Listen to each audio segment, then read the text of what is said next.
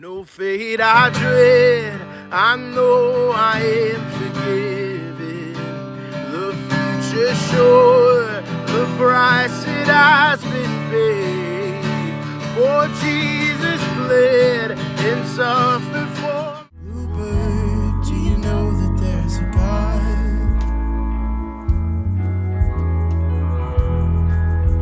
Bluebird, do you know how much he loves you? First of all, hello. What's up, brother? How you doing? Pretty good. Man. Thank you for coming on the podcast. I'm very excited. We are back with the Tukr'D podcast, and we are here. Welcome to Tukr'D podcast. It doesn't take much to brew a great conversation, as usual. We're with Tinayeshe, my guy, who I've gotten to support on a couple different occasions. I've got to see you live on a couple different occasions, not just in concert, but on TV, which we'll get into.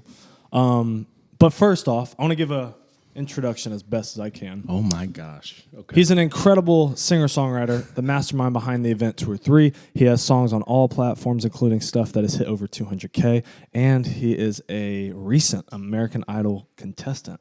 Tinayeshe. Wow. I had friends that were like, "Oh shoot, you're interviewing an American Idol guy," and because some of them I think they don't have as much confidence as I do in Tukr'D Out. It's going to go off. And they're like, "You're really?" And I was like, "Yeah. You should come say hello if you want." Like, I was like, "Don't be surprised I'm interviewing some people that are on TV. Don't do that." The American Idol guy is getting interviewed by Tucker. That's what's happening. No, yeah. I appreciate that. But I want to go into a couple things. First off, I like to go into history a little bit. Okay. One thing I saw that I think is cool because you kind of have like a High School Musical background, which a lot of people don't know. And I say that in a joking way, but also in a way that's like pretty badass. Like you play football. This is true. But you also were in musicals. You were in theater. Please tell me, was that like, first of all, football. We'll start with football because I love football. Tell me your background with football because I love football. Yeah, so basketball was my first love. And oh, really? Yeah. It was basically, the story there is I was too big to be a point guard, but too short to be a center. So I played football. I mean, I played basketball as long as I could until I never got cut. That's great. Yeah, I always made the team. I was always good enough to make the team, but not aesthetically what was needed to be a starter. So, I had a good jumper, and that was about it. But with football, I had the body for that, and so my friends were always trying to get me to join the team. Okay. There were some coaches that were always trying to get me to join, and so in 7th grade, I was kind of recruited to be on the team, and my parents didn't let me do it. And I didn't really want to do it either. But then there was a rumor going around in middle school that I love a rumor. I didn't play football in 7th grade because I was afraid to get hit. So I played football. Oh, no. Yeah. So we played the next year. And you weren't letting that slide. Heck no. Yeah, I got my payback on the kid that was spreading that out. So it was fun. I mean, it was just like in a drill, Yeah. Clearly I would hope. To hit. Yeah. Oh, good Lord. So it's middle school. I don't know what. There could have been it's a big other deal. ways to get payback. I'm happy it was on a football field. That's right. Reputation was on the line. Still kept it professional. That's good. But I played through my senior year of high school. We were pretty good. The teams that I was a part of won 3 state championships. Dang, Charlotte Christian was like that. Yeah, they've been winning. Under Coach Christian. Estep, shout out. Still He's there? not coaching anymore. Oh, okay. He moved on to other things, but Coach James, former player in the program, he's doing great stuff. They were in the state championship this past year. They didn't win, but against who? Providence Day. Yeah. State championship of North Carolina. Yes, but for independent schools. Oh, okay. I was thinking of 4A. I always forget that high school is on a different level. It's almost like FCS, FBS, FS. Like, right. It just goes. Yeah. And then there's the private schools, and so. Interesting. Yeah, there's all that stuff. So it's like kind of, because in our state, the top teams in the division are like all in Charlotte. Kind of feels like a city championship, but we've got some teams in our division. Like there's a Rabun Gap, which is like on the border of North Carolina and Georgia. Okay. So they're in Georgia, but they're closer to all the schools in North Carolina, so they play in our division.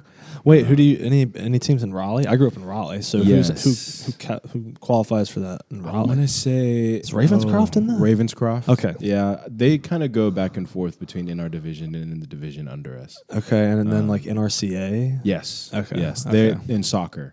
So but depending on the sport, there's different conferences and stuff. All right. But yeah, I played for some time. I was pretty good.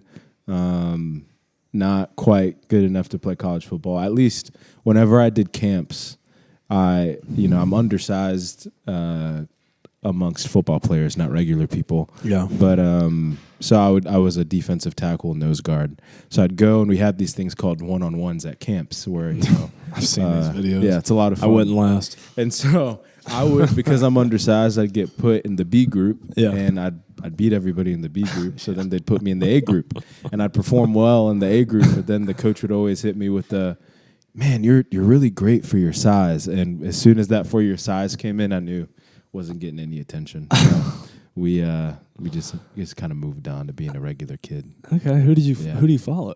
Like when it comes to NFL or college, do you have any teams? Panthers, it's nice. It's a me too. Not process Jake, of pain. Well, and hope. Sometimes. I was about to say, there's hope. Yeah.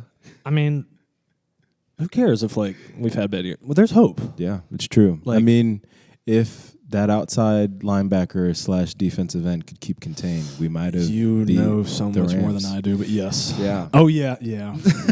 We're not. No, hey, we're not. It's a hard job. He's a professional. Well, also, get better. What's his name? Arivo. Shout out to you, but defense needs to be better. Well, while you were doing that, you were in things like Shrek the Musical. I was. This is true. Are you? I was thinking about this. Are you performing the songs that are being sang at because I love the Shrek soundtrack. Is it some of those songs, or is it like actual songs that are built into the music? I would think it's not. So there's, I had to know. Yeah, with musical adaptations, typically there's original songs that they'll have in those that they write themselves. Yeah, and then but none of the Hallelujah. Yeah, that's what I was thinking of. The ones that are because that. It is all different artists, except for when Eddie Murphy sings at the end. But. Right. I think I'm a Believer made it into the musical kind of at the end that would when make they're doing sense. the bows and stuff. But nothing else. Yeah, I don't think there's any song. Not Hallelujah. Mm-mm. Okay. Well, and that's probably a licensing issue too, because it's not an original piece. Okay. Yeah. What are some of the original songs? What do they? I mean, I know the Shrek story pretty well. I think most of our childhoods do, but yeah. I can't think of what are they singing about? what as you were Shrek? I was Shrek. So what were you singing about? So there's this scene. The scene where Shrek is contemplating telling Fiona about his feelings. Yes. And he overhears her talking to Donkey. Yes. And he gets all mad. That he loves me. She loves me. She loves me not. All that stuff. So they write a song that kind of goes through that process called When Words Fail. Ooh. And so it's this whole when wars fail? When words fail. Words fail. Oh, that's a deep sentence. Yeah, it's title. It's a beautiful song. I remember it was the first time in acting where I ever got the role and me kind of the line of division between me as an individual and the role that I was playing got thinner and thinner as I was singing that song. And it was I think it's When Words Fail. What will I do is it if words fail or when words fail? It's if words fail. Yeah, because he hadn't said his feelings yet. Right? Yeah. He's trying to express himself, and if words fail, what will I do? If words fail, how will she know how I feel? If words fail, will I fail too? So it's a deep song, and he's just processing through his vulnerability, and will she meet me there in it? Because she's the only reason she's an ogre is because of the curse. Yes. Obviously, we find out later that I guess that's her true form in some weird fairy tale way. Yeah, but probably backstory galore there. Right, exactly. And so there's this beautiful moment for him where he's processing through kind of his mess and trying to see if she will meet him in it. And it's beautiful the way that they figure that out. Yeah. Okay. All right. I got to give it more props then. I really thought it was the playlist for the soundtrack from the movie. Right. I am curious though. So I'm gonna ask you something, but it's gonna lead into another question. Okay. Was that like your first time kind of really singing, or like did you have a good amount of singing background right before that? That for Shrek? Kind of, yeah. Oh no, yeah, I'd been singing my whole life. Yeah. Okay, so the follow-up question to that is, when did you develop like the whisper tone into the power tone of how you sing? Okay. Because ultimately, I think that is so impressive in how you sing. It is like Jake, when I say you have to see this live, like it's great how you're very quiet with it, but then you explode, and it's with usually slower songs from what I've heard when you create. Absolutely. So did that catch on earlier, or did that have to be developed? Because that's not easy from what I can tell. I mean, you do it well. I appreciate it. That's hard in music. Like, it's beautiful. So did that develop then or no? No, I think, well, I would say me as a singer, I'm kind of the product of 4 amazing women that choir teachers that kind of walked alongside me in my life. And my dad. Dad could sing? Dad can sing. Whole family can sing. He's got to show some pipes at 2 or 3 once. I know. So it's too much power, if I give him a mic. No, I'm just kidding. I can see that. He'd be great. But yeah. So Dawn Anthony, she was a choir teacher at Brookstone Schools, which I went to for 3 years, and she was the first person. At that point, I knew I could sing. I sang at home. This was in New York or in Charlotte? In Charlotte, okay. yeah. And so I got to there was a what's the word? Oh, there was a recital that we were getting ready for, and there was an audition for a duet, and so she's going around, and I was bullied a little bit at Brookstone, and so I had a little bit of insecurity and fear, but as it pertained to like putting myself out there and going for it, there was no fear. I just was like, yeah, I can sing. I'll go for it. And so that was the first time I really sang in front of my peers. I got the part, but then we never had the recital. And so, but she was just really, I think she just made music fun.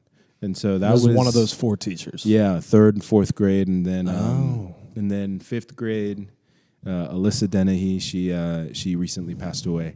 But we would have these showcases, and that got me comfortable, like just sharing art in front of my friends. And so I remember we did, I think It's Too Late to Apologize by One Republic. And she's playing the piano. Oh my, that fits right into your way. The whisper loud. Yeah. Yes. Yeah. So I think I've just always been Coldplay. I think Chris Martin does a great job of that too. So I think a lot of the music that I'm drawn to, there are people that know how to have big voices, but also have that like whisper intimacy. Yeah. Wait, did they? If you don't mind me asking, did they bully because of the singing? Oh no. Just other life stuff. Yeah, you can't really see from this profile, but if I were to turn sideways, I have a pretty large dome on my head. I think you're beautiful as shit. Oh man, I appreciate that. Yeah, and so I think kids, when you see somebody who's different. Hey, eyeglasses. Yeah, the braces, big gums. Exactly. People went after it. Yeah, the initial response to something that's unfamiliar is curiosity or fear, and I think a lot of times. So I received the fear end of things. It's funny how like fear though hides itself into like.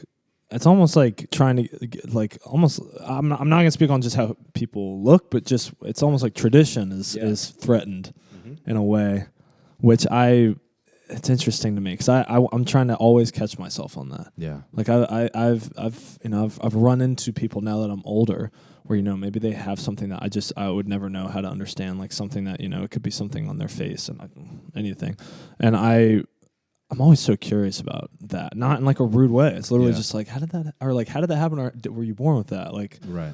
Because man, it's interesting to me what younger Tucker probably could have thought. Yeah, which scares me, but I also have to understand. It's like that's what we all, in a way, I guess. Like we're just understanding the world at a young age. So absolutely.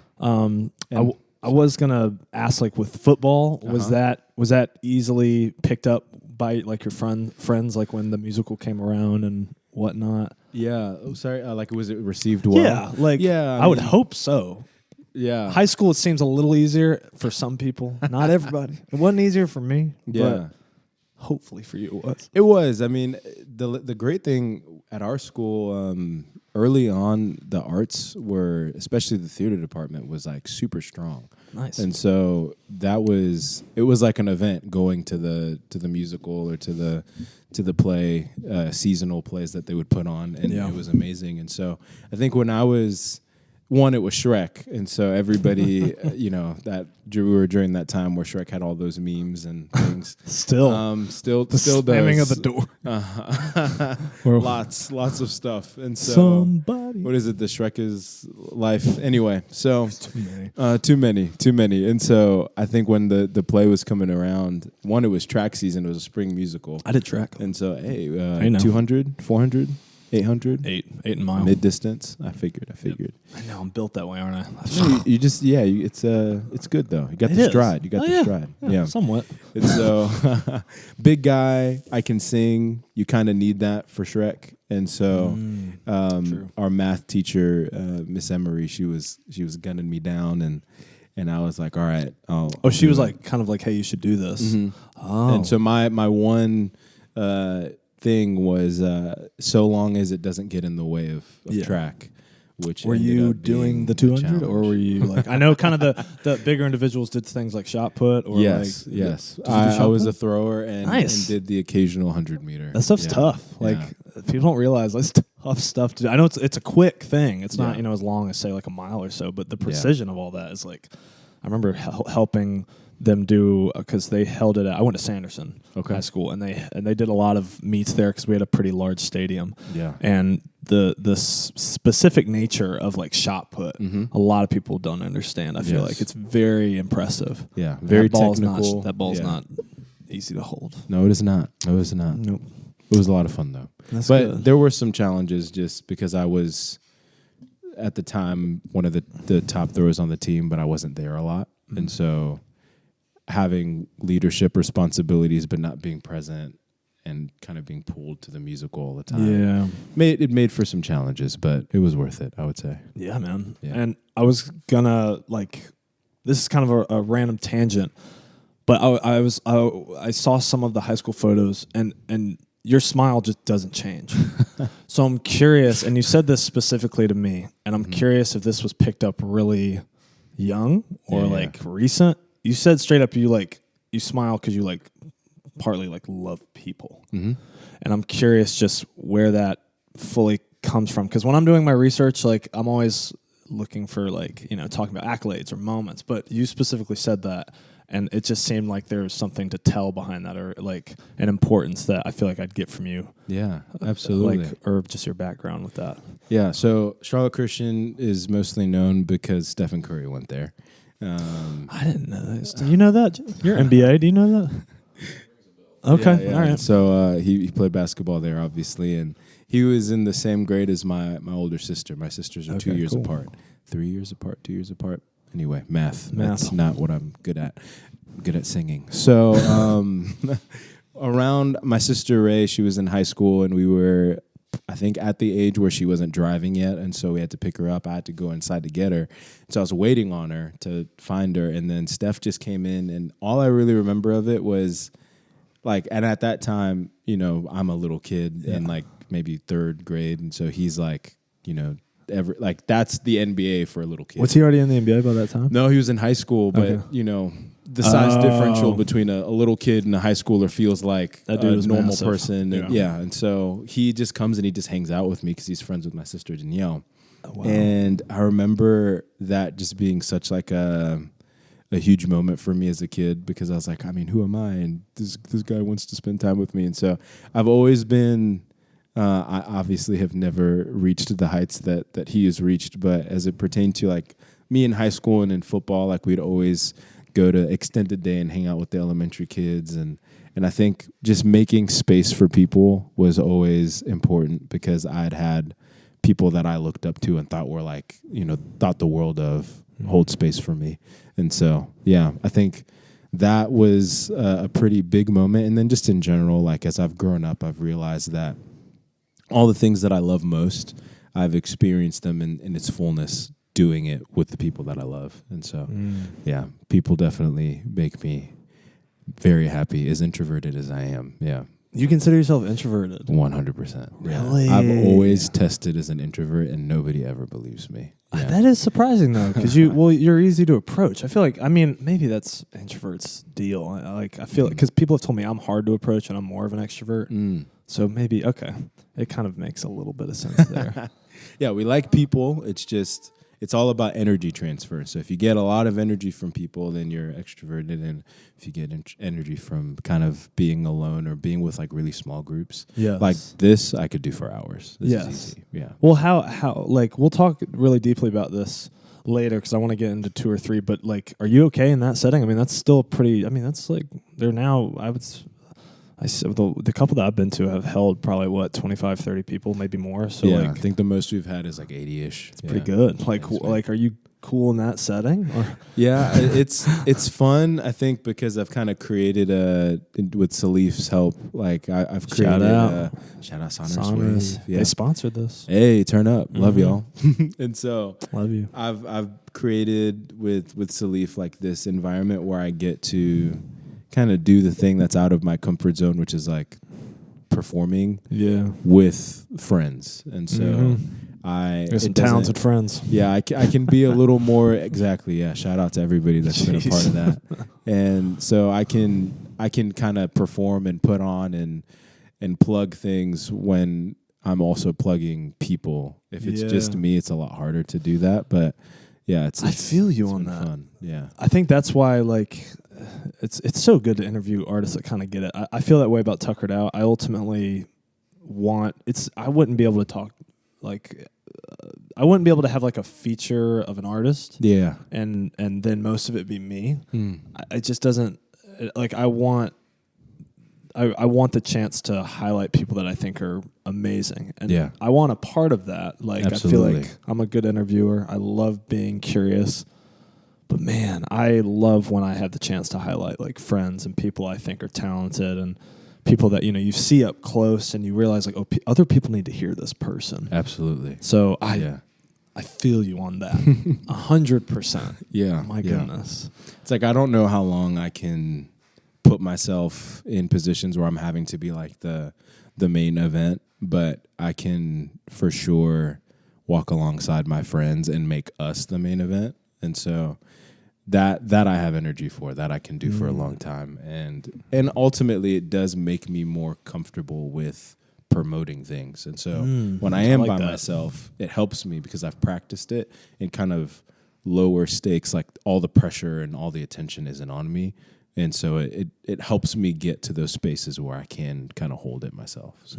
Is that something that was like, I mean, in a way that's belief in yourself. So, I mean, I don't know how many, I feel like every artist has had to go through what I'm about to ask you about, but was there a time when that was like, when, you questioned your singing ability and just, you don't know if this is correct or you may even get followed or think you have it in you to be successful? Most of the, I think my parents were really great about like nurturing my musical gifts. And so I never doubted my skill as a singer. I had kind of nerves around putting myself out there sometimes, but that was more so just confidence performing, but with like trying out for something. I never questioned if I was good enough to get a role. That's good. As a songwriter, though, that was the thing that I always had more insecurity on because it's like, at the time I went by, my middle name is Kennedy. Yes. So, Kennedy wrote a song and it's so nice because we love Kennedy. But, okay, what about the people who don't know me? Like, is it good? And is it enough that the people who love me like what I do? And how much stock can I put into that? And how much belief do I have to have in myself first? And how much affirmation do I have to get from strangers to convince myself that I'm good enough and all this stuff? And so, the songwriting was definitely where the questions of, you know, the imposter syndrome and all that stuff. It's funny because like imposter syndrome in the music industry is, I think, and I've now been in a couple different industries, not just like music, but like the restaurant industry and just the coaching industry and just stuff like that. And in the music industry, it's kind of like baseball. You have to do 100 different songs that are gonna suck to get to that one that's good. Kind of like with baseball, it's like you're gonna miss so many at bats, but you're gonna have that one home run that like changes everything, you know. Yeah. Hey guys, want to give a quick shout out to Sonorous Wave for sponsoring the Tukr'D podcast season 2. They ensure the best of service for the high quality sound in all realms of music involvement. So please check them out. All right. So these are questions that are random. Okay. And they're kind of conversation starters. They're good like in the car. Okay. Like take where you need to go. I don't want to be biased in my decision, you know, so I'm just gonna feel it out. I'm biased. This card feels good. All right. Does it feel good? Did you really feel it? And it felt good? Oh yeah. It spoke to me. Oh. I didn't know cards could do that. Depends on the card. Oh. Yeah. Dang. All right. So it'll just be a conversation starter. We won't have to give the longest answer, but Okay. This is by Yes Theory. Have you heard of Yes Theory? Mm-mm. Oh. One of these days, the artist that I interview is going to know Yes Theory. Yeah. Jake, I feel like everybody we've interviewed, no one's known Yes Theory. It's painful. It's a great YouTube channel. It is the coolest, my opinion, the coolest YouTube channel because their whole deal. I have them on my arm, so you can just go for it. Wow. Is that, you know, a stranger's a friend you haven't met yet. Yep. Like they're big on curiosity, finding out just the different cultures of the world. And all 3 or 4 of them that are a part of are from different cultures themselves. Okay. And they're beautiful. They do so many amazing things. Yes Theory. Yes Theory. I'll check it out. They created Spark. So I always give a shout out. Thank you, Yes Theory. Photos will pop right here whenever we reference something. Yes. All your former coaches. Ding, ding, ding, ding, ding. So I'll start and I'll let you finish with the last one after the fourth. Has there been a moment where you failed or were rejected, but you still felt proud of yourself for trying? Let's challenge. I'm gonna challenge you. I want to get out of music. Let's see. Is there anything out of music where you failed and rejected, Failed, but you were proud that you tried? rejected, and I was proud I got for one. trying. But I want you to start. Oh man. Yes Theory. You asked some good questions. Too many to count. Too many to count indeed. I would say so. In Shrek, the musical, there was. Is that the thing I want to say? Yeah. Okay. That's what's the first thing that's coming to my mind. All right. So, there, you know, like the Tonys and the Grammys and all that stuff. So they have this thing called the Bloomies. It's like through the Blumenthal. Yeah. And so, you know, in the play circuit, you know, one of your plays gets viewed by a Bloomie judge. And how they used to do it was like you got nominated for the Bloomie and then like you made it to the next round. But then they kind of like did like a preliminary nomination and you had to audition to get into with everybody. Yeah, well, it was by yourself, but in front of judges. And so at the time, if I made it through to the Bloomies, I would have had to choose between going to the Bloomies and going to the state track meet. And so I was trying to figure all that stuff out. And but I needed to put my best foot forward with this. And so anyway, I did the audition and I was terrified because I'm a singer. At the time, I didn't really play a ton of instruments. And so but acting wasn't ever like the first thing I remember getting rejected from was actually trying out for the acting team at Charlotte Christian when I was in middle school. And so they had to reject. Yeah, I mean, not everybody made it, and I was terrible at improv. For me, improv. as a 5th going into 6th grade guy, improv was just screaming, just like freaking out, not knowing what to do. And so you just talk louder and louder and louder. And you're not really acting. You're just kind of going crazy. Tough. Yeah, so I did not make that. I was proud of myself for trying. But kind of coming back to that, putting myself in an environment where my singing and acting was being like adjudicated. I think it was just good to put myself out there. I didn't make it past that round, but good for you. It was this a lot acting, of fun. Though, that this you was didn't get past. They were I was being judged on my acting and singing in conjunction, and so That's it was impressive. acting stuff. Not Tucker's deal, probably ever, but I love actors. I skied recently. Okay. Yeah. And I did pretty well. Okay. But there was one hill. Okay. They say it was a blue square, but bullshit. It was a black diamond in disguise. Okay. And Jake, I think I told you about this. I did so well for the first like 5 or 6 times that we went down the smaller hills that were still pretty tough, but it wasn't that black in diamond disguise black diamond. Right. And I was kind of pressured to go on it. The rest of the group was like, we should go. And I was like, okay.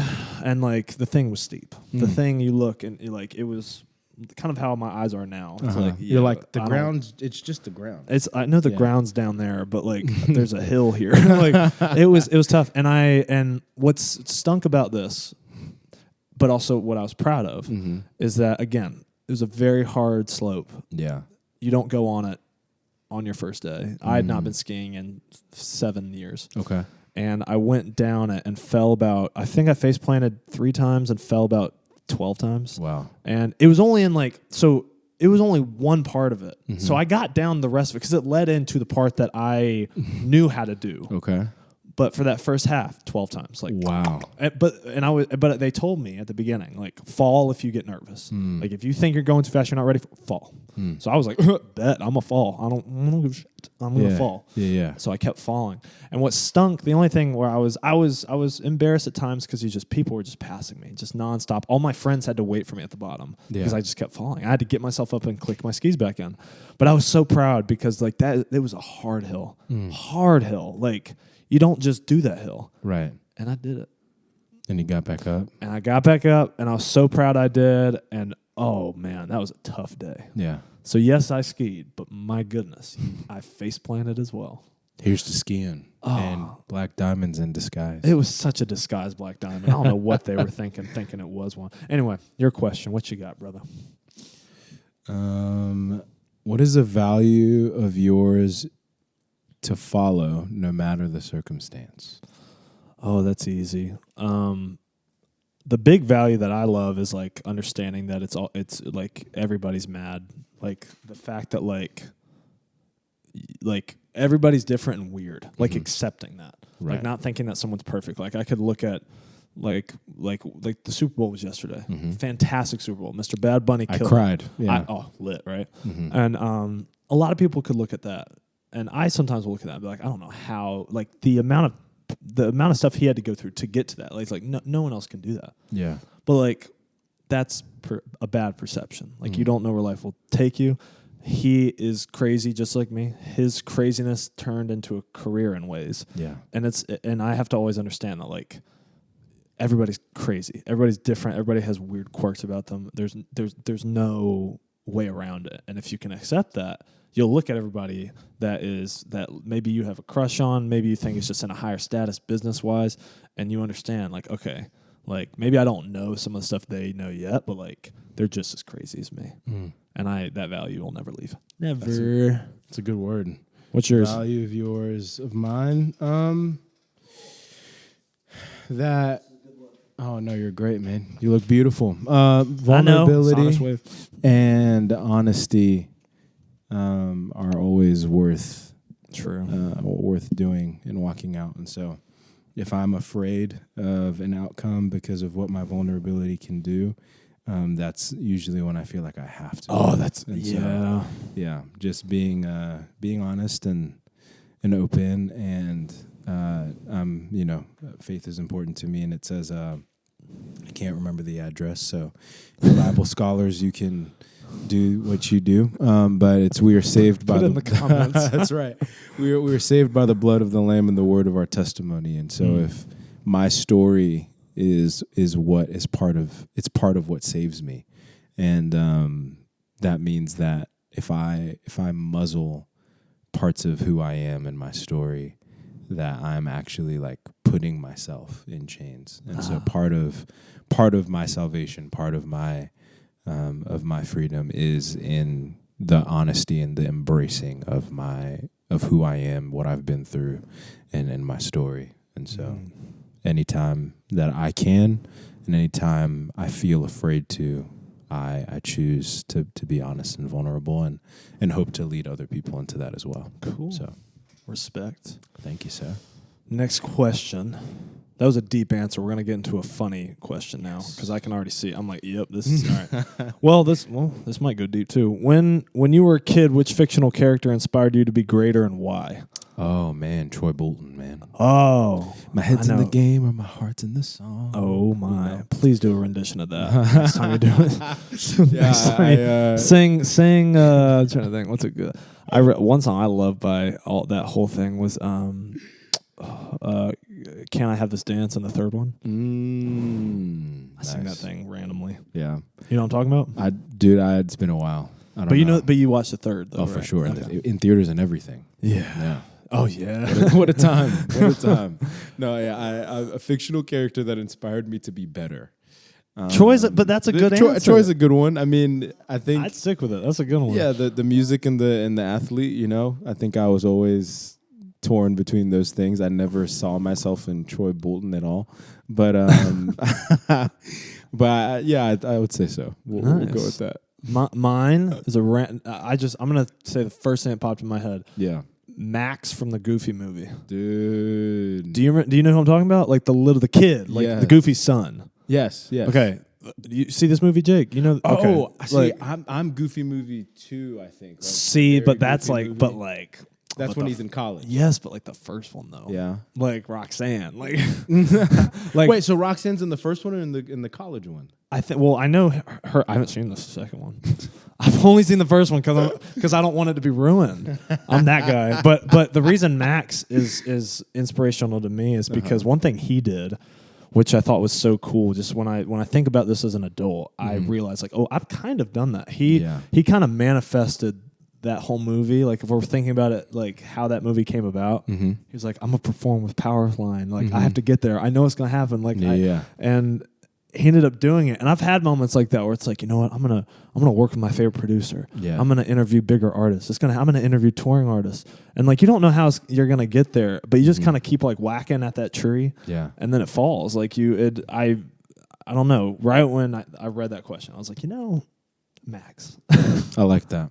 All right. That. What's your last question? Let's do it. Describe a time when someone else's voice or opinion dictated your actions. Dictated it? Oh, man. That's dangerous. That's dangerous. A voice or opinion. That's a hard one. That is a hard one. Do you have one? Do you have an answer? Do you have like a cringy answer or like a I did that? I'm trying to think of like one where it's like, man, I did follow that. I'm trying to think of like a funny one. Was I ever? Oh well. Well, I wouldn't say it was like. I just remember thinking this was okay. I remember I watched like a Disney Channel show, and it like made me think that like pouring milk on my sister was okay. Oh wow. Yeah. Okay. Like I was like, it's okay to like do that. Like they did it. So I'm gonna do it. Like they said it was like that's how you get back a person that did you wrong, right? Like you pour juice on them or milk on them. So I went up to her and was just like, I don't know if that answers the question technically, but I think it does. Yeah, there was a time in high school she where remembers it too. I know she remembers it.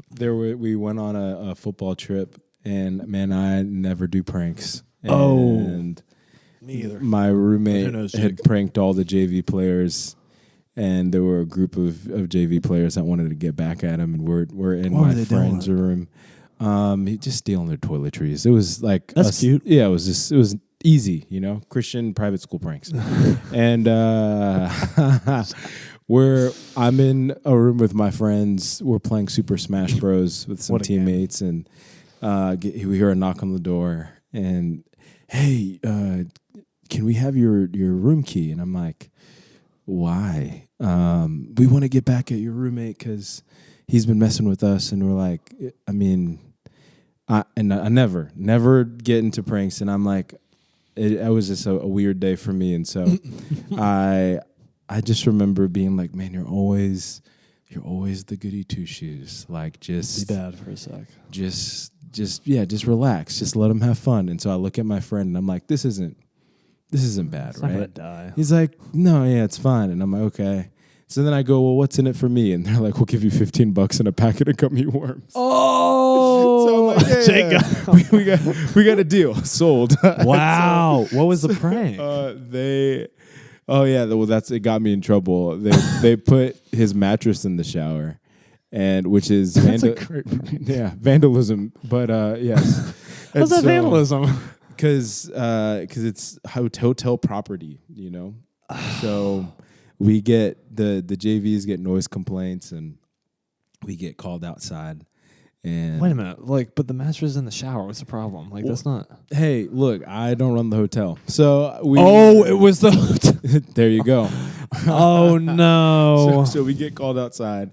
Our coach is going at the JVs and all this stuff, and that's noise complaints, and he's like, "What is this I hear about a mattress in the shower?" And I'm thinking, "There's no way that those kids did that."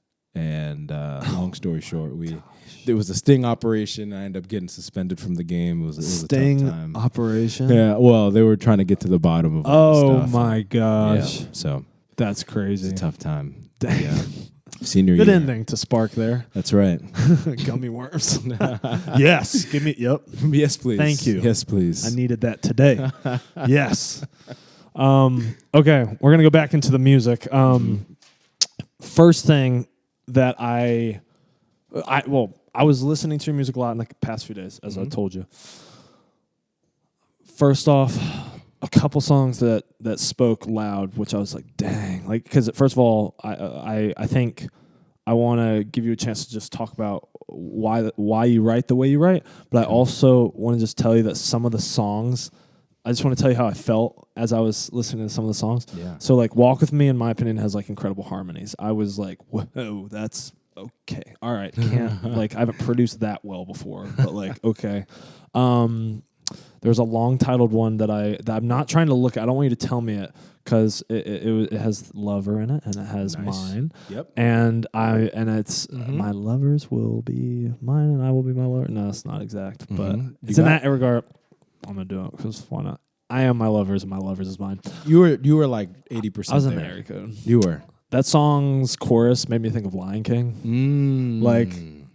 I don't know why. I just was like, Simba could be trotting to this. Simba. I seriously was like, Simba could be trotting to this, with Nala. Yeah. I was like, this is a Lion King song, the chorus at least, very much Lion King. Very good song. Yeah. Innocence was powerful. Thank you. I want to hear. That's the song I want to start off with. Okay. Innocence is about being a black man, partly, right?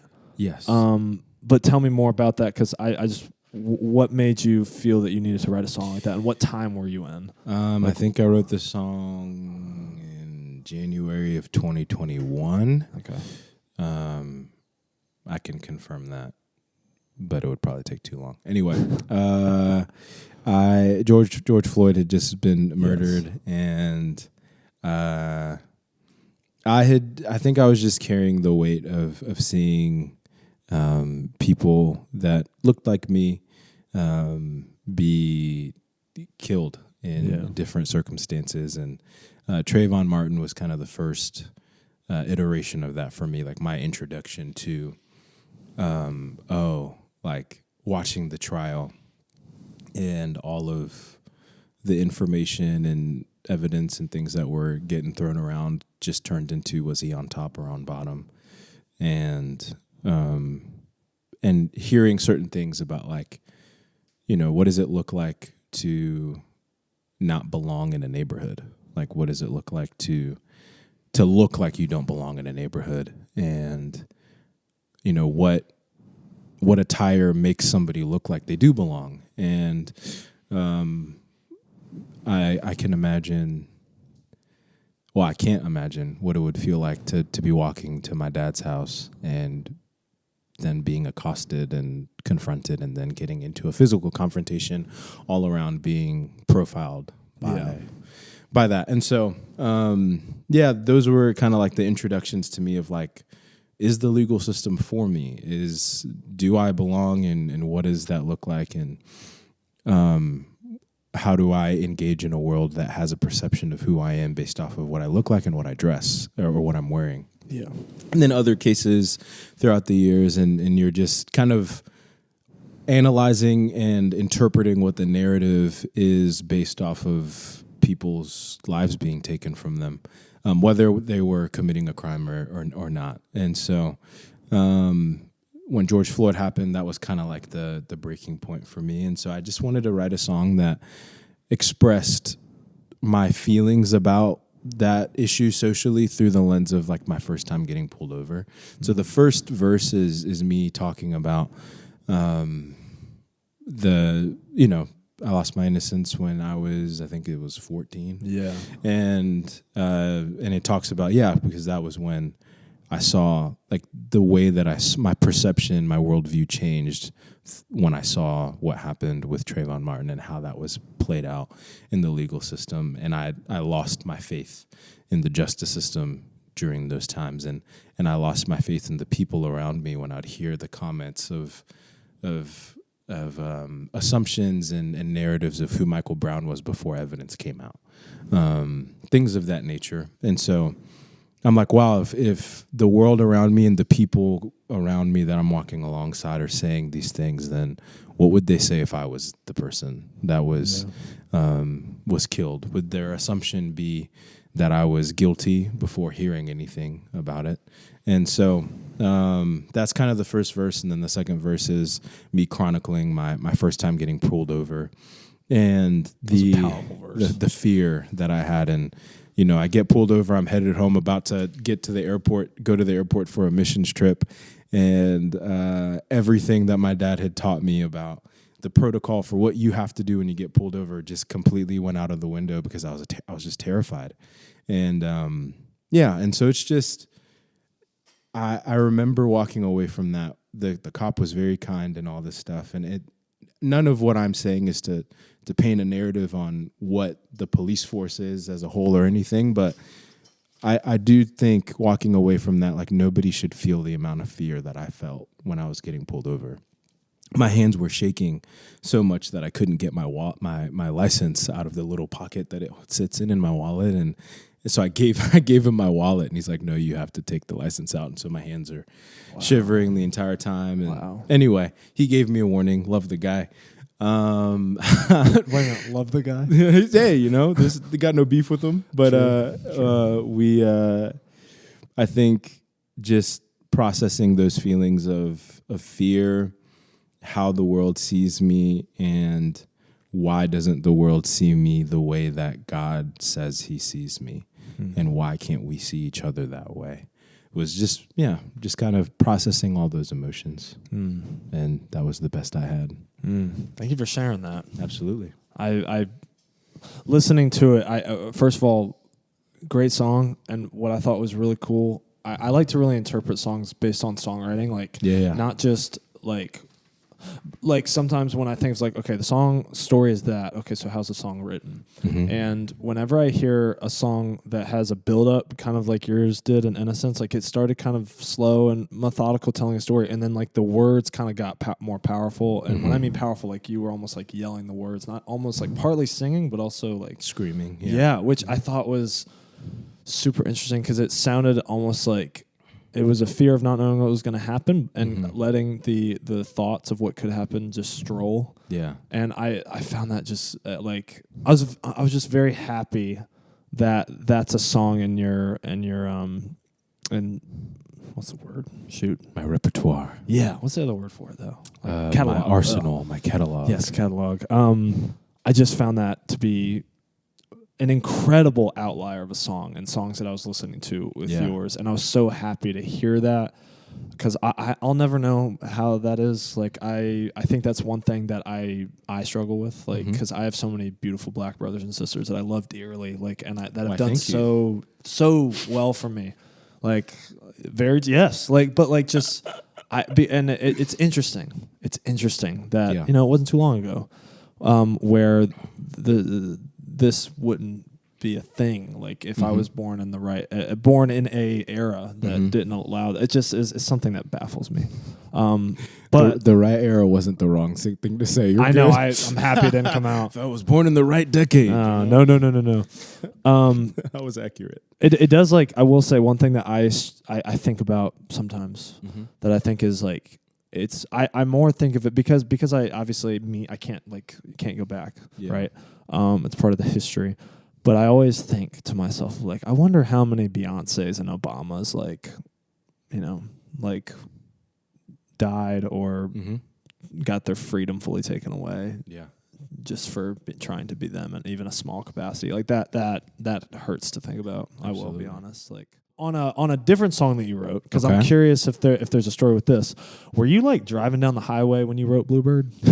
Because like I how else were you writing that song? I mean, I was driving. You had the Notes app out. That's right. I was the way that I usually intro the song at a concert is I'll ask somebody, are you in any married folk out there? And usually there's somebody, and so I'm like, all right, do you remember the first time? No, it's not. But my hook into it segue is, okay, do you remember the first time meeting the person that you're with? Yes. And they're like, yeah. I'm like, but do you remember the first time like you noticed them? And they're like, yeah. And there's usually a different answer. And so for me, I've seen it's about a blue jay, literally. And so I've seen blue jays all the time. But I remember when I was driving to my host family's house in Mooresville. I was living with a family when I worked up in Davidson. And I saw this blue jay, and it was like I was seeing it for the first time. Like I was beholding the animal and the bird. And to the point where like I was kind of dangerously driving because I was just trying to really take it in. And so as I'm asking, it's evoking all of these questions and wonder and all this, like I'm thinking, all right, well, if I look at bird science, you watch those bird videos of like the birds trying to like mate and stuff, and the birds like dancing on the tree. I want to see a bird. I want to see a bird mating ritual. I've never seen one. Dude, you should look it up. It's really entertaining. That's a great Google search right there. Or like peacocks, like they. Oh yeah, they do. They have the tails and stuff. They do their thing. And right, Jake. It's amazing. And so you see that, and it's like, why would you show off something unless like you show off something because it's beautiful? Yeah. And so how does a bird know? Does a bird know that it's beautiful, or is that just its instinctual thing? Because it's adorned in beauty. And so I was like, all right, well, if it knows that it's beautiful, does it know that it was made to be beautiful? And if it knows that it was made to be beautiful, does it know who made it? And so those questions are the same questions I could ask you. Yeah. And so, it was just an interesting kind of experiment of like writing about a bird, but I wasn't writing about a bird. I was writing about me as a kid, like when I was auditioning for my first recital piece with Don Anthony, or when I was showing Mrs. Dennehy, I want to sing Too Late to Apologize by One Republic, or Mrs. Damon, who took me out of my shell and really like nurtured me as a singer, bringing a piece to them. Like, did I do that because I knew I could sing? Like, did I know of my gift? And if I knew of my gift, and do I know who gave me my gift? And thinking about like in my most insecure places, what are the things that I can say and ask that would evoke that sense of security and belief in someone? And so I can't really ask those questions to a bird, but I can ask them to Tucker. That's true. That's true. Yeah. That's true. We might have some powerful combos in the future. Absolutely. I want to get to a big thing that just happened. Okay. A lot of people now know about this. I don't know if you kept it under wraps. I'm trying to think if you did. Maybe you did. Maybe you didn't. Yeah. You were on a particularly popular show. This is true. Like very recently. Like This is you just like very true. you were on TV like very recently. Halftime at the Super Bowl. Baby. Oh, check it out. He was featured with Bad Bunny. You're on American Idol, dude. One of the plants. Yeah. Oh, yes. You're one of the plants. Dude, I saw them moving. I was like, oh, they're all people. Wow. You noticed that too. I realized that today. Dude, that threw me off. I'm not gonna lie. Anyway, we'll talk about that later. Uh-huh. But you were on American Idol. I was. This is true. Like, I am. You made Carrie Underwood dance. You made Luke Bryan say the corniest joke I've ever heard in the history of a TV show. You shook Lionel Richie's hand all night long. Are you so fun? like? Yeah. By the way, I bet you gained so many respect to that guy for literally asking, "Hey, can I shake your hand?" I don't know why that hit me. I was like, "Oh, that's nice." Like, I don't know. You were just like, "Hey, can I shake your hand?" Like, it would be an honor to shake your hand. I don't know why that hit so hard for me. Yeah. But I bet it hit for a lot of people. But tell me that process. Give us the story of how that came along and up until, spoiler, up until you were shaking the golden ticket in front of people that loved you and were literally a giant bear hug like you just won a state championship. Man, it was really cool. Being on American Idol is so much fun. Stay tuned for future episodes, Hollywood Week, et cetera, et cetera, et cetera. But yeah, with the first round, it's a very unique experience. How were you told about it? What happened? How did I get on the show? Yeah, straight up. I have a friend named Henry Rowe. Yes. He was Henry's on awesome. the show. Respect to Henry, Garrett Music. Yeah, absolutely. And Last has he year, come out with music yet? I think he's working on it still. I cannot wait. He has such a good voice. Check out Henry So Rowe. good. Anyway. So good. We did some content stuff together and for 2 or 3 posting it. This is true. Yep. And the casting agent who got him on the show reached out to me through our stuff, and so I was really that was not what I was planning on doing with my 2025, and so I just ignored the DM for a while. And then she followed back up with me, and I was like, oh yeah, I totally ghosted her. And so I was like, I think, thank you. That's not really my style, the whole, in my mind, it was like, you kind of have to have the sob story and all this stuff. And so I wasn't really trying to, I think the things that I would share that were true to my story, I wouldn't put for national consumption. And so I was like, I don't really know. And she responded and she just said, I think she was hearing me say, I don't think I'm prepared to be what the show would require me to be in order to do well on it. And she was saying to me no, I think you're great for the show because of who you are, not because of who you could be. But just what I see in you, obviously on social media, is something that I think is special and worth showing to other people. And so it was the right thing to say for me to be willing to give it a shot. And so my process was, my time on American Idol, I don't know what it's going to do, but I know that if I don't do anything, it's going to do nothing. If I do something, it could do a lot. But the only guarantee is if I do nothing, nothing happens. Yeah. And so I needed to hear that today. Yeah, man. And so that's been a really important principle for me since then. And so I gave it a shot and got my golden ticket a few months later. Well, and dude, they didn't show much of this, but tell us about the walk-in. Was there an aura that hit you? I mean, look, those are legends. That's We Are the World. That's that. Even thinking about that makes me a little okay, that's that. Okay. Yeah, but how did you feel walking and seeing that in front of you? Walking in the room, saw some the names. way that the lights are, it's they're super bright. Just like this. Yeah, so it's all pearly, and you're like, what the heck, where am I? Yeah. It's kind of disorienting for a second, and then you see them, and they're glowing. And where am I in heaven? You saw Sunday Night Football. That's who you just saw. That's right. Oh, my gosh. That's how I would freak out. Waiting all day. It was crazy. And so we walk in, and And for me, it was surreal, but I remember just thinking like, I get to dictate how this experience goes. Like, yes, this is their show, but this is my moment. And so I get to invite Carrie Underwood, Luke, and Lionel into Luke Bryan and Lionel Richie. I'm not on a first name basis with them.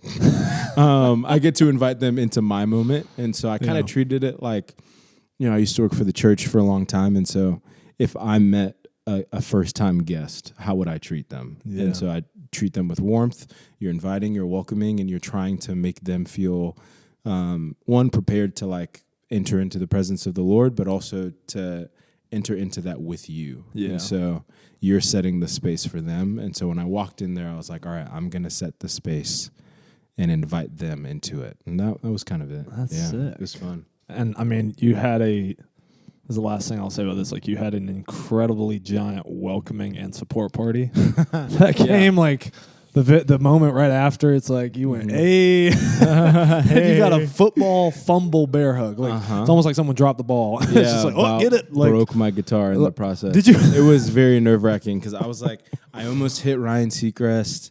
And so he was like dodging the headstock, and then they're like surrounding me and swarming. It was I'm like 20 of them. Please don't break the guitar. This is very expensive.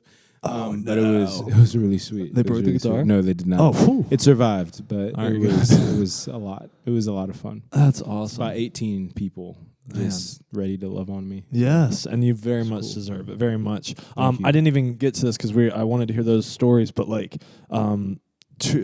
Tell me a quick story how you started 2 or 3 before I get into this last question. Like, 'cause that's an incredible thing that you put on, and you're still doing them, right? Like, yes, here and there.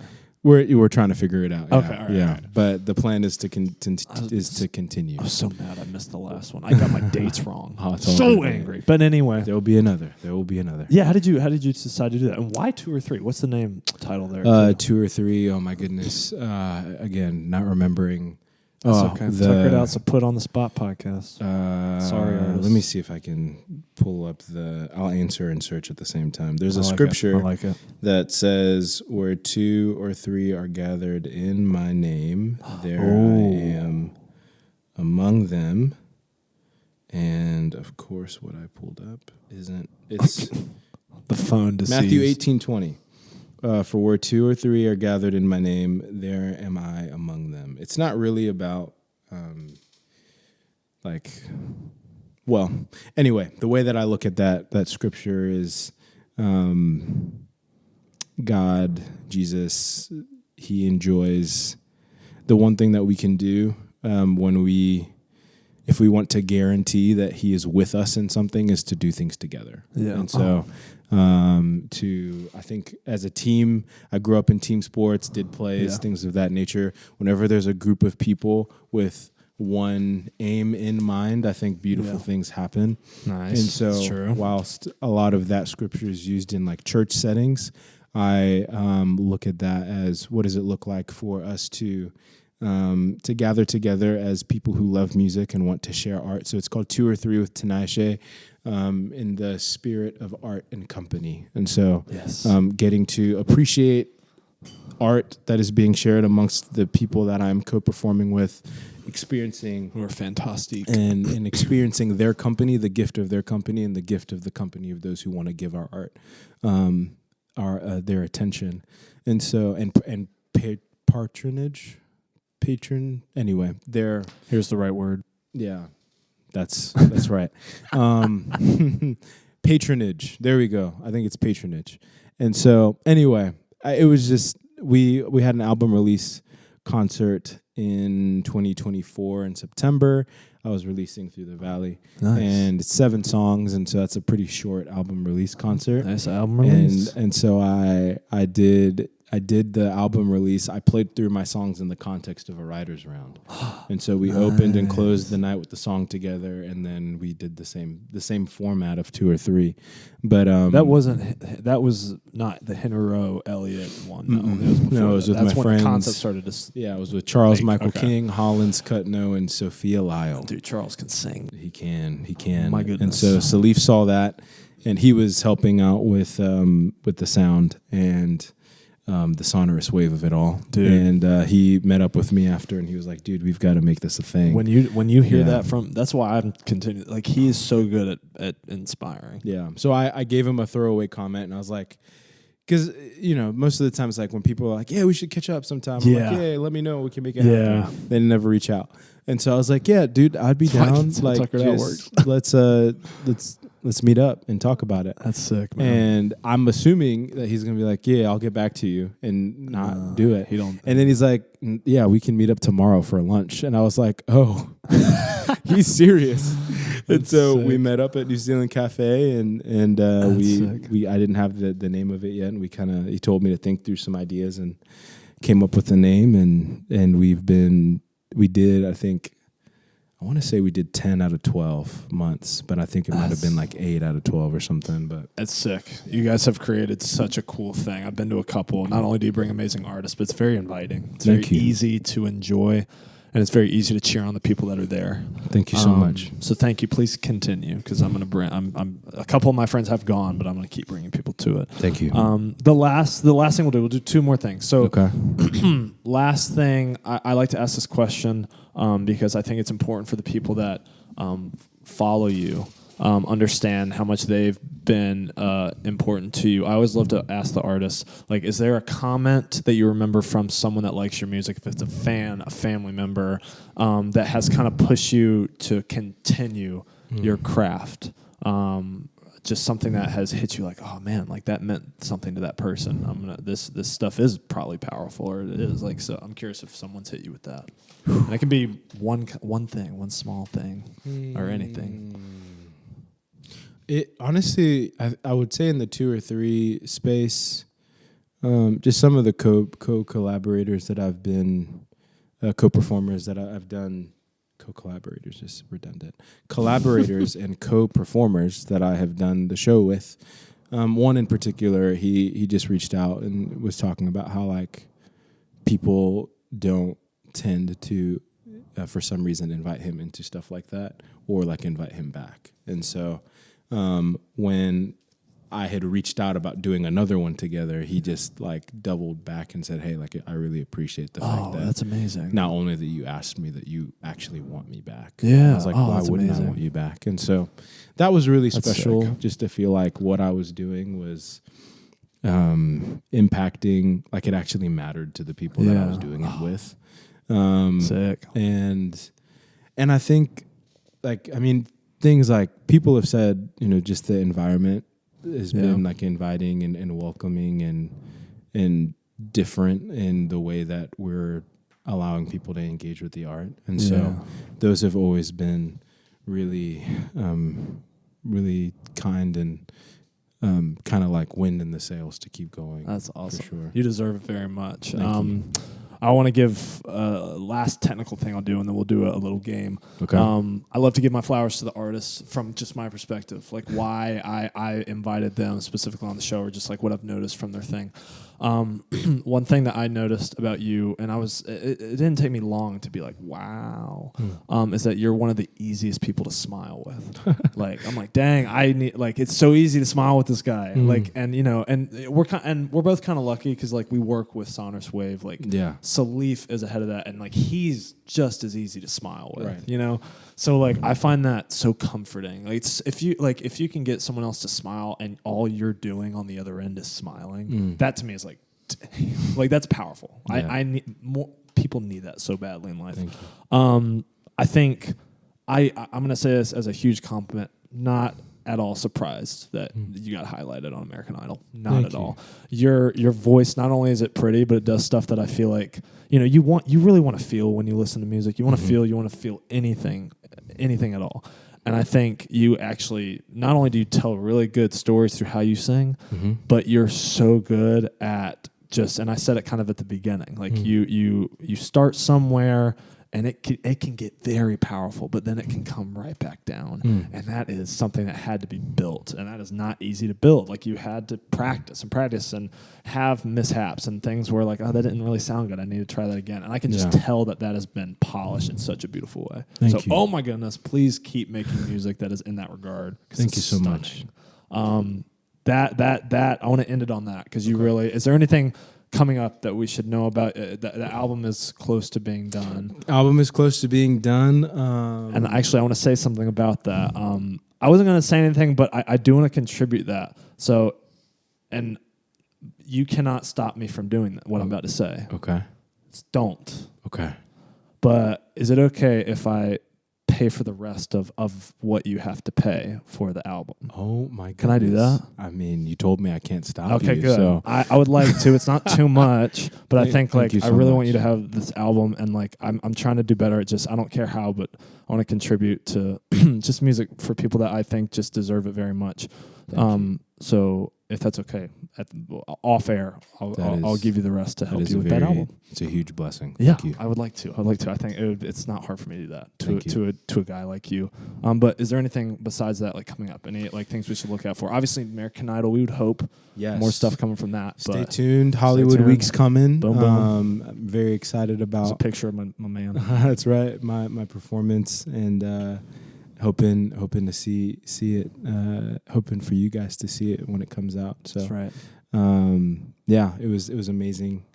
Any getting concerts? to do that. Say it again. I was going to ask any concerts like coming up we should know about. Any concerts coming up that we should know about? Yes. I believe I'm doing a concert with my friend Joshua Stone in the beginning of March. Okay, nice. Nice. I will get you the information so that it can pop up right here. And that's about it. I think we're working on a kind of not final 2 or 3, but I'm getting ready to potentially relocate, and so we're trying to figure out how to continue doing 2 or 3 with me not living in Charlotte anymore. And so we're gonna do like a little fun 2 or 3. That's the hope. So it's gonna happen. Keep your eyes open for March stuff, and the album, thanks to you, will most likely be out. It's got to be out at the end of it'll be coming out throughout the year, and so as to all the people who have contributed to the funding of this album, to you, I really appreciate your support, and it is a huge gift that you think that my art is worth being out in the world so much that you're willing to contribute to it with your finances. So thank you, and your generosity. Yes. So thank you thank you for being on the show. Yeah. This episode will be coming out soon. Thank you all so much for watching. See y'all later. Peace. Bluebird, do you know that there's a God?